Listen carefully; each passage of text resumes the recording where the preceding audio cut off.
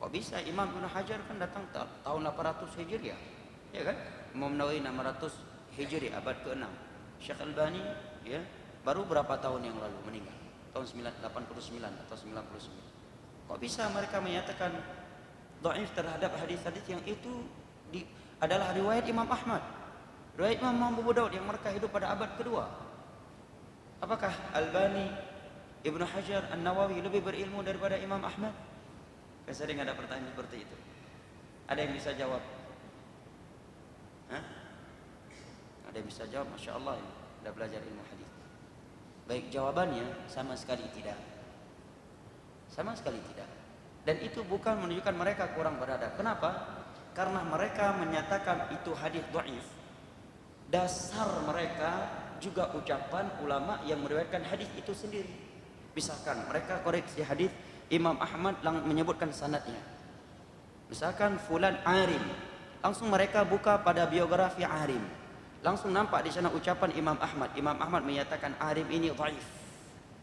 Imam Syafi'i berkata tentang arim demikian dan demikian. Yahya bin Ma'in berkata tentang arim demikian dan demikian. Ali bin Al-Madini berkata demikian dan demikian. Syu'bah Abul Bistam berkata demikian dan demikian. Ya. Kemudian ulama-ulama hadis yang berada di abad kedua berkata bahwa hadis rawi ini tidak sahih riwayatannya. Nah, sekarang dia ada di dalam sanad ini. Berarti hadis tersebut dhaif. Ya, sumbernya juga mereka. Oleh karena itu sebuah istilah dalam ilmu hadis ini penting saya sebutkan karena sering kali ini dijadikan sebuah syubhat untuk menolak hukuman ulama hadis terhadap hadis-hadis yang diriwayatkan oleh ulama terdahulu.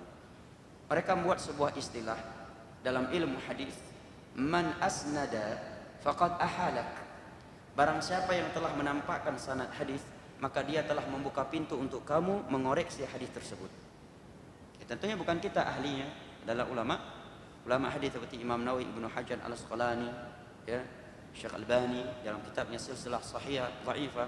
Dan mereka mendhaifkan hadis tersebut bukan dari mereka, tetapi dengan menukilkan ucapan Imam Syafi'i, Ali bin Al-Madini, Imam Al-Bukhari, Imam Muslim, Abu Daud, Imam Nasa'i, Yahya bin Ma'in, ya, kemudian Ibnu Abi Syaibah dan yang lain-lainnya dari ulama-ulama yang ahli biografi hadis, biografi ulama hadis yang hidup pada abad kedua atau ketiga atau keempat seperti Daruqutni, Imam Al-Baihaqi dan yang lain-lainnya. Jelas ya? Jadi jangan disangka Syekh Albani mendhaifkan hadis berarti Syekh Albani lebih berilmu daripada Imam Ahmad. Enggak. Berarti beliau kurang adab? Enggak. Bahkan beliau mendhaifkan hadis itu dengan menukilkan terkadang ucapan Imam Ahmad itu sendiri terhadap perawi yang ada di dalam sanad hadis yang beliau riwayat.